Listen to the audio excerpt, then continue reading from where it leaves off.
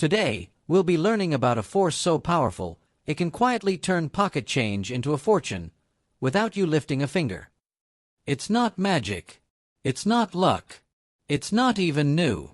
But most people ignore it, and lose decades of wealth because of that one mistake. Today, we're talking about the power of compounding, and how it could be the single greatest financial decision of your life. On a quiet Sunday afternoon, Maya, 19 years old, broke but curious, sat in her college dorm scrolling through YouTube. Not looking for the latest trend, but something deeper. Something that could change her life. She didn't come from wealth. She had no finance degree. Just a question. How do regular people become financially free? She expected some complicated answer. Crypto, real estate empires, hedge funds. But instead, she found something shockingly simple. Something no one had taught her in school. Compounding. It wasn't glamorous. There was no fast cash. No flashy cars. No viral posts. Just a quiet, powerful force, moving slowly, almost invisibly, like gravity. She read more. Then paused. Wait, she whispered to herself. That can't be right. The numbers were too wild to believe. If she invested just $200 a month, around $6 a day, into a low-cost index fund, and it grew by just 10% a year, which is about what the S&P 500 has done historically. By age 60, she'd have over $1 million. And here's the wild part.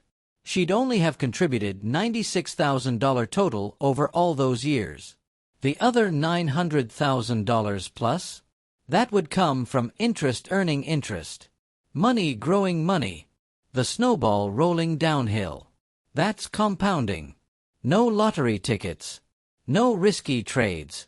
Just quiet consistency and time. But then she saw something that hit even harder. If she waited just 10 years, started at 30 instead of 20, she wouldn't end up with $1 million. She'd only have around $375,000. Same monthly amount. Same fund. Same strategy. Just 10 years later. That's the cruel truth about compounding. It rewards the early. It punishes the late. Because time is not just part of the formula. It is the formula. Maya realized something else, too. Compounding doesn't care who you are. It doesn't care if you're rich or poor. It doesn't care about your job title or how many followers you have.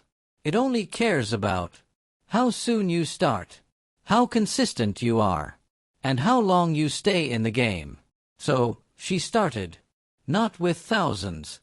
Not with some big, brave leap. Just $50. Then $100. Eventually $200 a month. She automated her deposits. She ignored the market noise. She didn't get excited when it went up, or scared when it went down. She just stayed in. Her friends laughed at first. You're putting your money in what? You know you could make more with crypto, right? But Maya wasn't interested in quick money. She was building quiet wealth. Wealth that didn't need to be flaunted.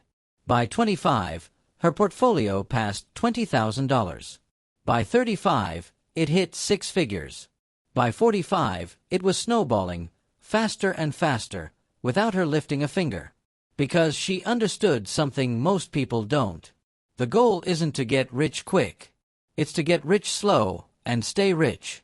You don't need to time the market. You don't need the perfect stock. You need time in the market. Maya didn't work harder than everyone else. She didn't hustle 100 hours a week. She just planted her seeds early and let compounding do what it does best. Because compounding isn't just about math. It's about patience. It's about discipline. And it's about faith in the process, in the system, and in yourself. Years later, Maya sat in her own home, debt-free, stress-free, sipping coffee on a Monday morning while the rest of the world rushed out the door. Not because she won the lottery. Not because she got lucky. But because she understood one truth that changed everything.